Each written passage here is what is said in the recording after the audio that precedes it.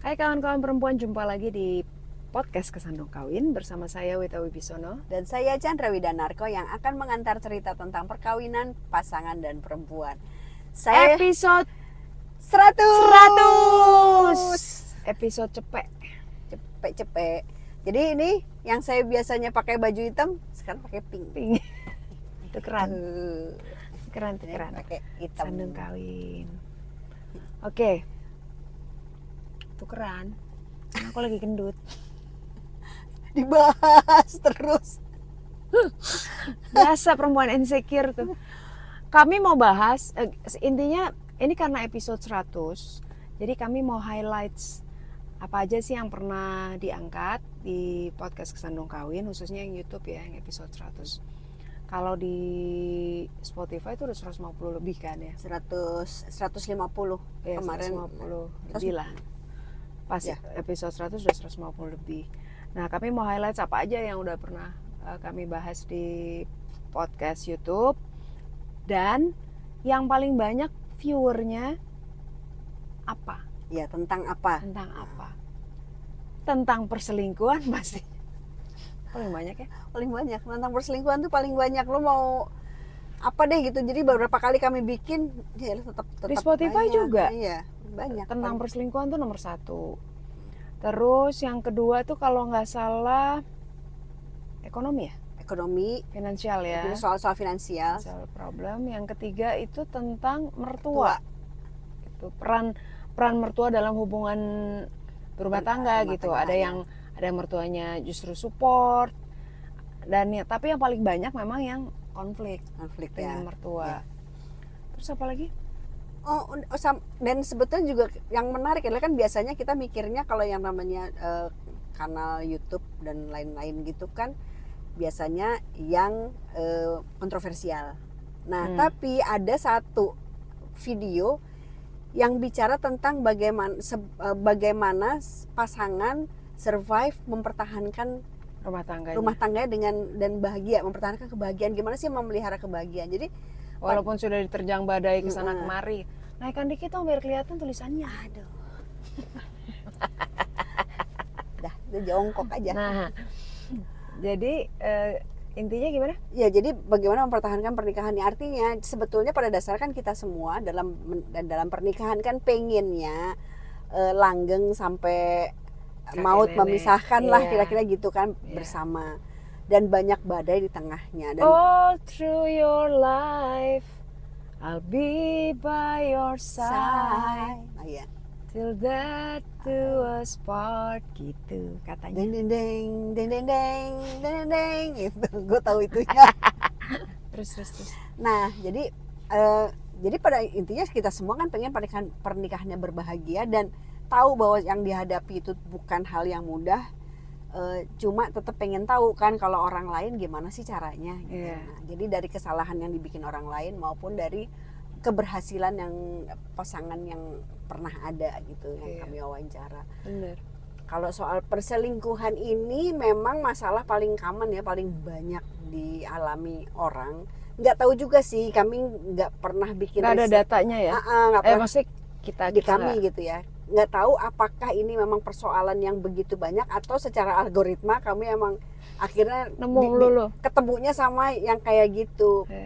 Macam-macam. Dan yang lagi riuh rendah belakangan ini adalah perselingkuhan yang terjadi di teman sekantor kan gitu. Kenapa teman sekantor? Masuk akal sebetulnya karena ketemu terus curhat apa segala macam, menghadapi masalah yang serupa kan. Yang ramai yang soal itu kan yang Coldplay. Itu kocak banget sih. Itu tolol. Tapi komen netizen gini, aib ditutupin sama teman-temannya, dibuka oleh Chris Martin. Itu kocak sih, maksudnya. Emang. Itu kan kegap seluruh dunia. Seada-adanya. Semesta satu universe ini kayaknya tahu semua. Cuman gini ya, Nil, itu juga relate sama banyak reels yang belakangan gue lihat ya, muncul gitu, tentang perselingkuhan di kantor yang dinormalisasi oleh teman-teman Ah, kantornya. iya, betul, Bener betul, nggak sih? Tapi betul, kayaknya betul. untuk ini kita bahas nanti Nanti aja. di episode lain, mungkin 101 kali mungkin ya, tentang menormalisasi perselingkuhan teman. Iya. Gitu. Ini Itu. kayaknya kalau nggak salah yang waktu kemarin juga kita sempat ngomongin itu deh. Ya, tapi sekilas anyway, ya, ya, tapi ya, sekilas ya. Itu dicampur karena ada beberapa kasus itu Iya. ya. Nah, cuma gini, ada juga yang kemudian viral, ini kita apa namanya, podcast kita yang di YouTube, itu tentang perceraian setelah 50 tahun. Oh iya, itu Ya, gokil tuh. itu puluhan ribu apa ratusan Iya. ribu gitu viewernya. Iya. Dan itu memang ya bikin shock semua orang lah, namanya pernikahan udah panjang terus tiba-tiba pisah gitu kan. Dan yang hebat dari si istrinya itu adalah dia mempertahankan pernikahan itu untuk anaknya. Jadi dia ngamuk pada saat si ternyata anaknya yang menemukan Anaknya yang nemuin bapaknya ngaco gitu. Setelah dia tutupin gitu Iya. kan. Artinya Maksudnya gimana? Ibaratnya dia udah nelen gue pahit terima semua deh sekian gitu. lama gitu. Buat anak gue, malah anak gue yang nemuin kan gitu ya. Dan dia nggak takut untuk menyudahi itu gitu. Sebab juga sebetulnya kan memang berpersoalan ya si bapaknya itu ngambisin uang, segala bisnisnya jadi Iya. banyak yang tutup karena dia gitu. Iya, Sehingga iya. akhirnya ya udah ini saatnya. Karena kalau dipikir-pikir ya, itu semua hal tuh tepat waktu. Jadi ketahuan atau apapun yang kita alami itu selalu pasti Iya. ada ujungnya dan Iya. selalu tepat waktu. Iya. Kalau kita nggak sadar, terutama, bener nggak sih? Itu pasti lo akan nemuin ujungnya apapun itu gitu kan. Jadi sebenarnya gini kan itu ungkapan untuk mengatakan bahwa tenang, lo akan baik-baik aja.